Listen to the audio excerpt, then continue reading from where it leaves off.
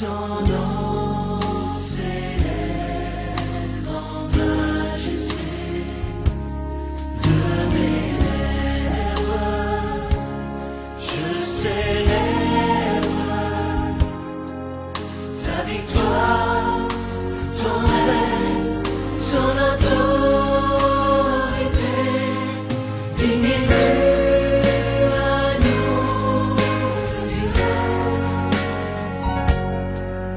Digne es-tu, agneau de Dieu. Tous les anges ensemble acclament la puissance de ton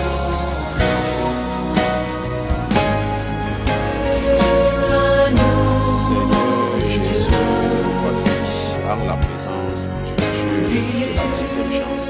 Nous voici en ta présence, mon Dieu, mon roi, parce que tu es Dieu. Nous voici en la présence du Dieu qui n'a pas regardé nos péchés, mais qui a seulement trouvé le moyen de nous encourager et qui nous a appelés dans le sacerdoce et qui a déposé son esprit en nous, cet esprit qui nous permet de comprendre les oracles et les mystères qu'il a cachés à ceux-là qui se croient sages, alors que dans la réalité, ils sont fous. Nous revenons nous asseoir à tes pieds ce soir, Papa. Nous venons nous asseoir parce que nous avons besoin de la nourriture pour nos âmes. Nous avons besoin de cette nourriture parce que nous sommes d'accord avec toi lorsque tu nous as dit que l'homme ne vivra pas seulement de pain, mais qu'il vivra de tout ce qui procède de la bouche de son Créateur. Nourris nos âmes, parce que ce sont nos âmes qui ont besoin d'être nourries. Nourris-nous, Père éternel, par ta parole, donne-nous le pain de vie.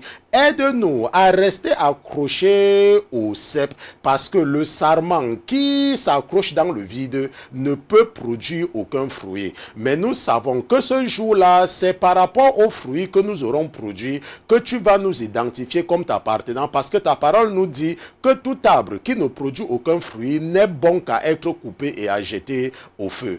Aide-nous, Père éternel, que nos âmes ne subissent pas la corruption. Aide-nous comme tu as aidé ceux qui nous ont précédés. Aide-nous et parle-nous comme tu as parlé à Caïn.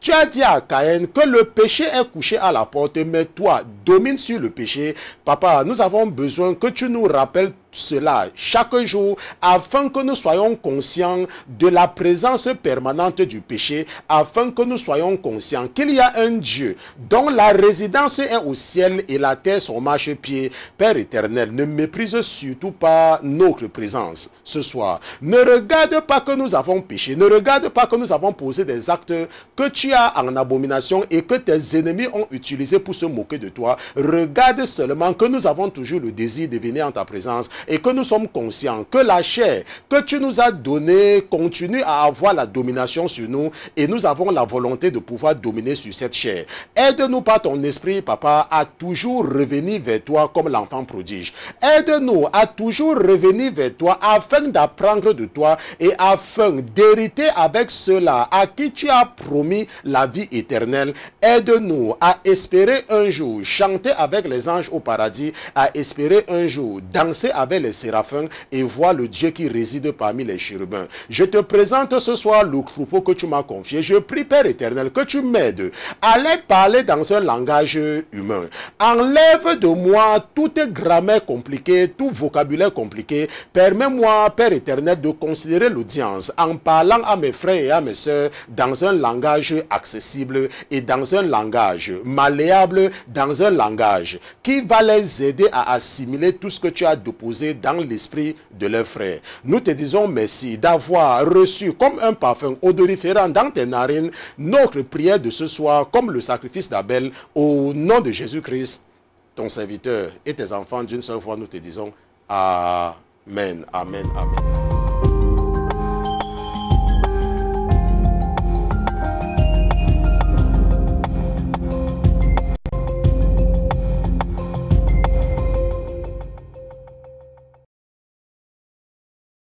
Donc, nous remercions Dieu pour Jésus-Christ, nous remercions Jésus-Christ pour son esprit.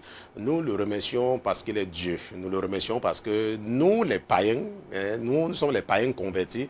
C'est ce que la Bible appelle les gentils. Sans Jésus-Christ, Dieu ne nous connaît même pas. On se comprend, Dieu ne nous connaît même pas. Dieu ne sait même pas qui nous sommes. La Bible dit qu'il a établi son alliance avec les enfants d'Abraham et nous ne le sommes pas. On se comprend. Donc, pour nous, nous n'existons même pas devant Dieu. Ok, nous, Dieu n'est même pas au courant de nous. On se comprend. Le Dieu, n'est-ce pas, le Père de Jésus, qui disait que mon Père qui est au ciel, quand il nous a visités, il ne nous connaît même pas. On se comprend. Lorsque tu parles à Dieu des gens comme nous, c'est comme les animaux. Ça veut dire que nous n'avons aucune alliance avec Dieu. On se comprend. Et ce n'est que Jésus qui nous permet, n'est-ce pas, d'espérer, n'est-ce pas, guetter la présence de Dieu. On se comprend? Parce que Jésus, c'est celui-là qui nous donne accès à Dieu. C'est lui seul. Et quand nous crions à Dieu, c'est Jésus qui dit, papa, quelqu'un t'appelle. On se comprend? Donc c'est très important de comprendre qui est Jésus. Lorsque nous partons dans Marc chapitre 16, verset 16, et nous allons partir ensemble là-bas, n'est-ce pas? Allons un peu ensemble dans Marc chapitre 16, verset 16, pour voir quelque chose. La Bible nous dit dans Marc chapitre 16, au verset 16, que la parole de Dieu dit que celui qui croira et sera baptisé sera sauvé. Mais celui qui ne croira point sera condamné. Ok, c'est ce que la Bible dit. Ça veut dire quoi? Ça veut dire que lorsque tu crois en Jésus, tu dois te faire baptiser. Et je vous ai dit que comment savoir si tu n'es pas baptisé? Tu n'es pas baptisé quand tu ne peux pas te rappeler le jour qu'on t'avait baptisé. On se comprend? Si tu es incapable de te rappeler le jour qu'on t'avait baptisé, ça veut tout simplement dire que tu n'es pas baptisé.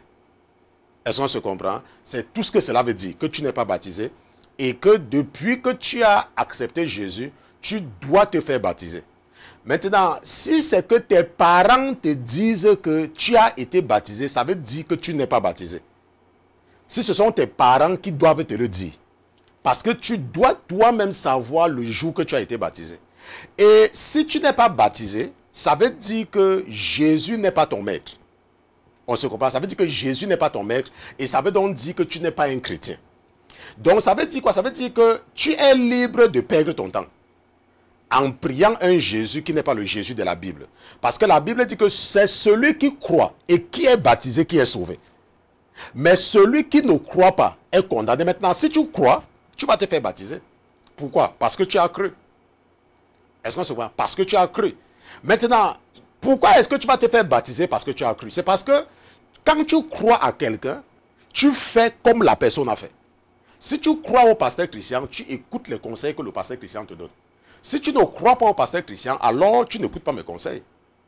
Est-ce qu'on se comprend? Donc c'est très important de se faire baptiser. Et la Bible dit que si tu n'es pas baptisé, ça veut dire que tu n'as pas cru. Et la Bible nous dit que l'eunuque éthiopien retournait. Pourtant, il sortait de Jérusalem et il croyait qu'il était parti adorer Dieu. Et le Saint-Esprit a dit à Philippe que va le rencontrer et arrange-toi pour qu'il se baptise.